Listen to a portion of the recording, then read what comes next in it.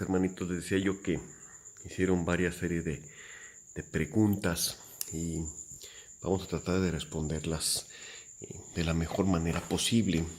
Les agradezco mucho que nos hagan llegar estas preguntas allá en nuestras redes sociales. Nos pregunta Iván Balcón que si debemos de tener mayor o menor drag, es decir, aflojar o apretar el drag cuando nuestro carrete se va quedando sin hilo. En el caso ponía él allí en la pregunta que si un marlin le sacaba más de 3/4 partes del hilo, cosa que suele suceder con frecuencia, y entonces nosotros estamos perdiendo mucho hilo. ¿Qué debemos de hacer cuando ya en nuestro carrete que se está vaciando, este es todo el hilo que tenemos, nosotros nos damos cuenta que ya tenemos una pequeña porción de hilo? ¿Qué tenemos que hacer? ¿Subir o bajar el drag? Lo primero que tenemos que saber qué es el drag.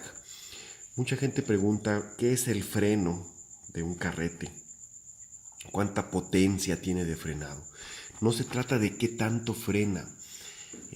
Nosotros podemos cerrar, apretar completamente nuestro carrete y entonces no va a dar hilo, pero lo que va a suceder es que si el animal da una corrida, ¡pum!, nuestro hilo va a tronar.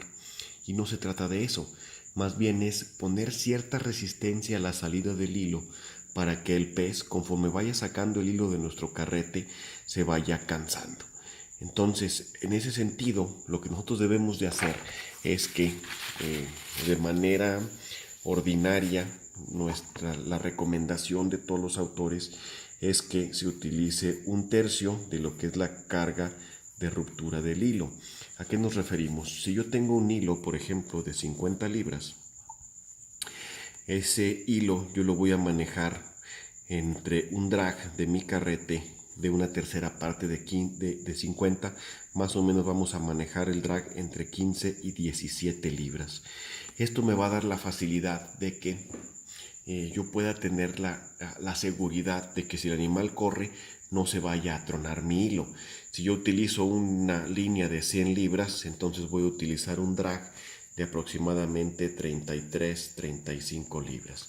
La gran mayoría de los carretes, independientemente del tamaño, más o menos van a trabajar a este drag. Los carretes más potentes de troleo, los 30, 40, 50, incluso 130 W manejan estas potencias de frenado, ¿sí? Les digo, pueden darle más, pero estas son las cargas ordinarias de ruptura. Es como las cuerdas. Ustedes compran una cuerda o compran ustedes una cadena para arrastrar una camioneta, un vehículo, y dice allí carga de trabajo de 300 kilos. No quiere decir que únicamente aguante 300 kilos, quiere decir que esa es la carga de seguridad en que ese elemento les va a dar las mejores oportunidades de trabajar de manera adecuada. Igualmente un carrete, si ustedes tienen un carrete pequeño que tiene un drag de 12 libras, quiere decir que pueden trabajar líneas de hasta 40 libras con seguridad. Eso no quiere decir que no les puedan meter una de 80 libras, pero van a sobrecargar las capacidades del carrete. Y entonces cuando se queme, cuando se eche a perder, ¿qué es lo que hacemos? Le echamos la culpa al carrete porque no sirve, ¿no? Y los mexicanos somos bastante buenos para eso. Decimos, no, hombre, dice que 40, 30 libras, métele 50, hombre, si aguanta. Y cuando truena, entonces cuando estamos allí llorando, ¿verdad? Bueno, con la pregunta de Iván, ¿qué es lo que sucede? Cuando el carrete ya perdió, vamos a suponer, 2/3 partes o 3/4 partes del hilo que tiene allí, ¿qué es lo que tengo que hacer? Yo tengo que disminuir mi drag. ¿Por qué? Porque todo el hilo que ya salió, es decir, yo tengo un carrete que tiene 400 metros y ya le sacaron 3/4 partes, es decir, 300 metros de mi hilo están en el agua. Imagínense la resistencia que tiene toda el agua haciendo roce sobre esos 300 metros de hilo, que pareciera que no es importante, pero a la larga es bastante importante. Esto hace que el roce y la resistencia que tenga, es decir, el drag a la que está sometida esta línea, sea mucho mayor. Yo sé que me va a dar miedo y voy a decir, no, tengo que subirle el drag porque me va a vaciar mi carrete, y lo único que voy a hacer es que voy a sobrecargar la línea, y entonces esa línea que estaba íntegra, ¿qué va a pasar? Se me va a romper. ¿Qué es lo que tenemos que hacer? Tenemos que disminuir el drag hasta tanto como a 1/5 parte de la carga de ruptura, o disminuirlo y dejarlo prácticamente suelto. Y entonces aquí es donde ustedes van a echar mano de ¿quiénes? De los lancheros. Ustedes tienen que llevar un buen marinero, un buen lanchero que sepa manejar, alguien que esté experimentado en el mar, como me ocurrió en aquella ocasión cuando fui por un gallo que lo sacamos con 20 libras, allá mi buen amigo Cuauhtémoc Verbún en Ixtapas y Guatanejo. Me acabó el hilo rápidamente, entonces ¿qué fue? Y aflojamos el drag y el lanchero tiene que perseguir al animal para que yo empiece a meter hilo y tienen que llevarlo de manera perpendicular. Es una acción que únicamente la saben hacer gente que se dedica a eso, gente que está todos los días en el mar. Por eso siempre les digo, contraten guías locales, páguenles. La pesca deja para todos, entonces utilicen sus servicios. Ellos conocen sus aguas, conocen sus peces, conocen sus mañas. Ellos están jugando de locales en sus canchas. Aprovéchense de ellos, de su conocimiento y de su sabiduría, y eso los va a hacer unos ganadores en la pesca. Entonces, tu respuesta, Iván, es que con el drag, cuando se acabe el nylon, tenemos que disminuir el drag y tenemos que perseguir al animal para empezar a meter hilo en nuestro carrete, y ya que tengamos la seguridad de traer medio carrete de hilo, entonces empezamos a trabajarlo y volvemos a subir el drag. La siguiente pregunta, antes de que este video se haga más largo, estas dos preguntas las vamos a agrupar en una misma. Le agradecemos a Marco Rosado Maraita y a Juan Alberto Burunda que nos preguntan sobre nudos. El primer nudo que nos pregunta Marco es que él nos dice que él hace uniones líder a líder entre el trenzado y fluorocarbono, o también puede ser trenzado a nylon, y que ha utilizado un nudo que se llama Albright. Este nudo que es el Albright, ese nudo yo lo he utilizado bastante, a mí me ha funcionado bien. Sin embargo, Marco nos comentaba eso, que él se le ha resbalado este nudo utilizando trenzado. Lo que te recomiendo, mi buen Marco, es que incrementes el número de vueltas que le puedes dar al Albright. Esa es una opción. La siguiente opción es una que les doy a todos y que pueden utilizar.